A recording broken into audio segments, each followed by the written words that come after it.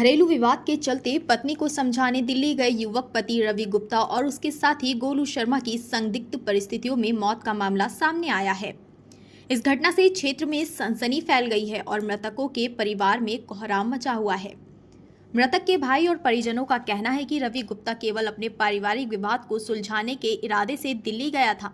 परिजनों के अनुसार रवि और उसका साथी गोलू शर्मा किसी भी तरह की आपराधिक गतिविधि से जुड़े नहीं थे। अचानक दोनों की मौत की सूचना मिलने से परिवार गहरे सदमे में है। परिजनों ने मौत की परिस्थितियों पर सवाल उठाते हुए पूरे मामले की निष्पक्ष और गहन जांच की मांग की है। परिवार वालों का आरोप है कि उन्हें अब तक मौत के कारणों को लेकर स्पष्ट जानकारी नहीं दी गई है, जिससे संदेह और गहरा हो गया है।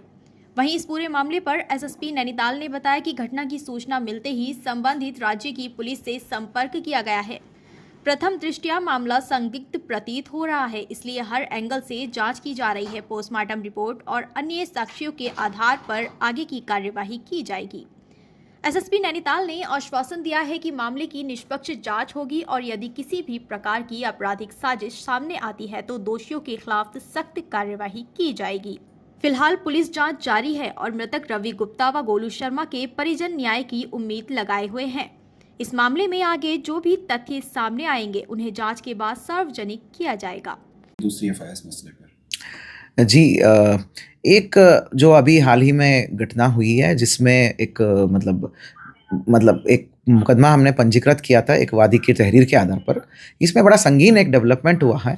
जो उस मुकदमे का अभियुक्त है उसको 35 BNSS के अंतर्गत जब नोटिस दिया गया था कि शांतिपूर्ण तरीके से आकर विवेचक के समक्ष उपस्थित होकर विवेचना में सहयोग करे और विवेचना में प्रतिभाग करे, ऐसा 35 BNSS के अंतर्गत नोटिस दिया था।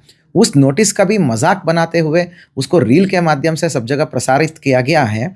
और उसके बाद और भी संगीन एक घटना सामने आई है कि मुकदमे का अभियुक्त द्वारा खुलेआम धड़ल्ले से बोला जा रहा था कि वादी को नुकसान पहुंचाने का और वादी को जो है धमकाने का और देख लेने का और विभिन्न भाषा यूज़ करके वादी को ही डराने धमकाने का एक कृत्य किया गया, जो कि 35 BNSS का नोटिस साफ कहता है कि आप अभियुक्त है उस मुकदमे की और आपको शांतिपूर्ण तरीके से आईओ के समक्ष उपस्थित होकर आपको सहयोग देना था।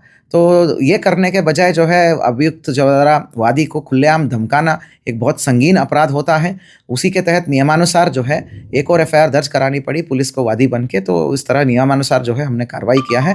ये बहुत सीरियस ऑफेंस है। इस प्रकार अभियुक्त जब पार्टिसिपेट करना होता है तो they should not do this kind of things. Thank you.